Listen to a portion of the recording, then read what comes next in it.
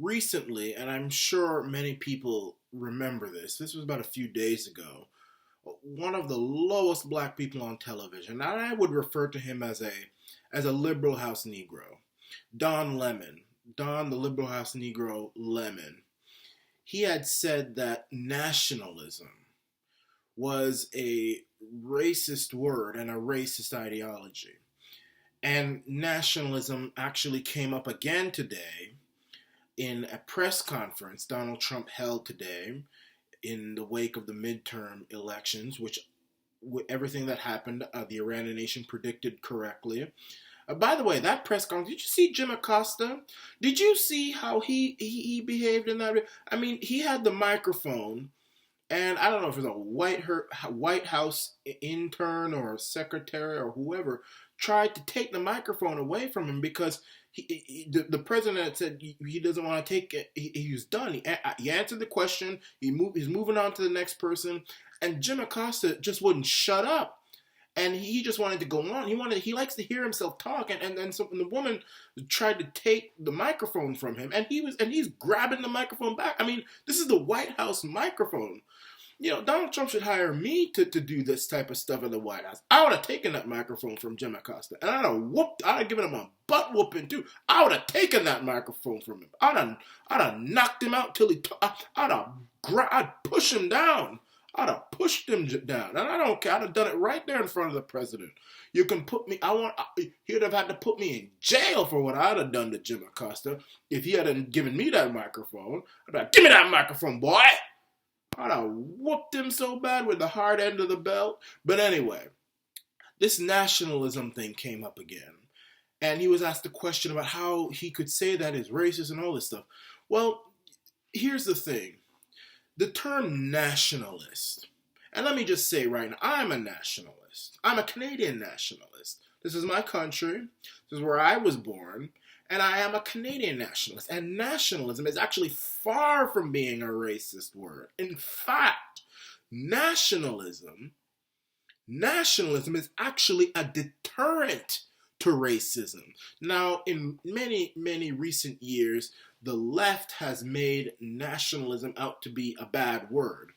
It's a racist word, and they've done it ever since maybe the 60s. They've just said it's a racist word. It's a bad word, and this is globalism at work. They don't want to see borders. They don't want to see countries, different people of different races rallying around one country, one flag, one nation under God, indivisible, with liberty and justice for all. They don't want to see that. They want to see globalism, no borders, everybody's dependent, poor, and powerless. But what I just mentioned, all races, all people, white, black, Hispanic, Native, when it comes to nationalism, no matter who you are, if you've got a passport of America or Canada, you can call yourself a nationalist. You can, and it's not only right, but it's your duty to be a nationalist, because countries survive on nationalism and nationalists. You can't be a successful country if you don't have nationalists. And speaking of that, I'm going to turn my attention to my country of Canada, which has some of the least amount of nationalists on the planet. Canadians are some of the most disloyal, unpatriotic, unnationalistic human beings on God's green earth. And as a result, Canada, its culture, its identity, its sense of belonging in the world is disappearing. And I'm going to tell you, Atlantis, the lost city of Atlantis, is going to be more of a fact than Canada ever will be if we don't hurry up and produce more nationalists in this country. And anybody, whether it's that liberal house Negro Don Lemon, or that creepy weirdo who probably wants to have sex with Barack Obama, Chris Matthews, who felt a thing go up his leg when Obama would speak. I mean, that guy is a freak of nature. Or anybody in the mainstream media, Justin Alonga and Mac Daddy Trudeau, who says Canada it doesn't have an identity. I mean, what are we supposed to be? A colony of the United Nations? Whether it's all of those people, these people are losers and people who need to be shunned. They need to be spit upon. We need to turn our backs on them. We should not listen to anything they have to say, because these are people who are on the globalist side who want to destroy our country and have no borders and have no sense of identity for all nations, and we're all just supposed to be poor and in debt and under control and needy. That is what they're looking for, and Canada needs to stop this. Canada, and especially English-speaking Canadians. French-speaking Canadians they got plenty nationalism. Quebec nationalism, which, yes, it's Quebec nationalism, but Quebec, last I remember, is very much Canadian.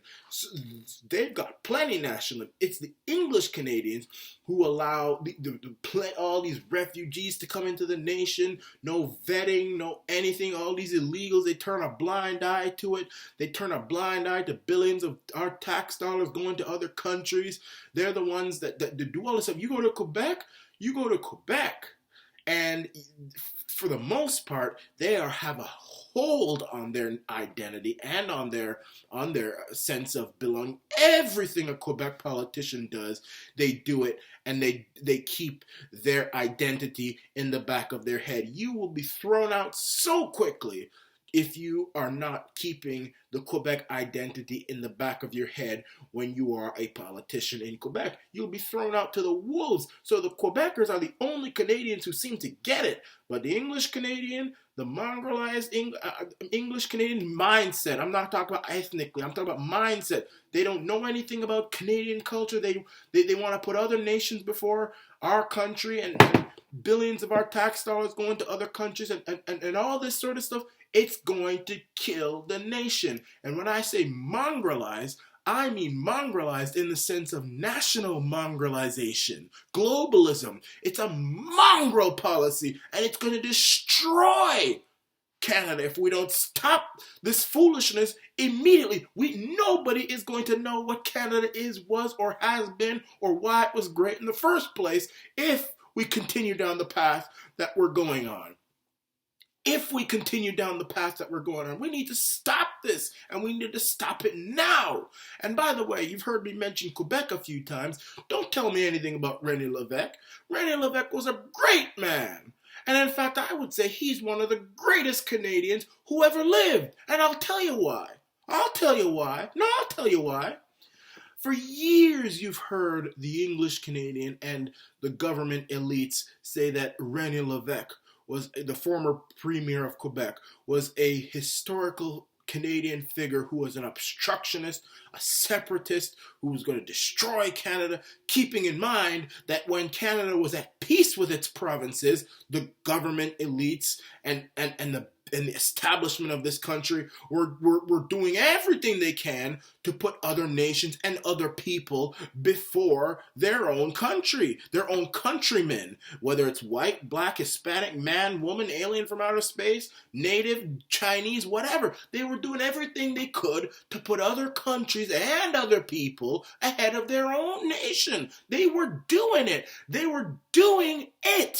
And then you have someone like René Lévesque come along, who is a strong Quebec nationalist, which is a part of Canada, you have to say. And Quebec, I'll tell you, the average Quebecer loves the idea of Canada, but the average Quebecer is tired of the fact that you got a government which is bringing in all sorts of refugees and turning a blind eye to illegals, and bringing in, not bringing in immigrants who have skills and who can have abilities like many immigrants do, but just bringing in people just for the sake of bringing them in, probably to have a new voting bloc. And the Quebecer says, you know what? We're not going to call ourselves Canadian nationalists. We'll just up and call ourselves Quebec nationalists, and we'll take care of our own province, and we'll leave Canada to do its own thing, globalize its country. We'll protect our own province. And I will say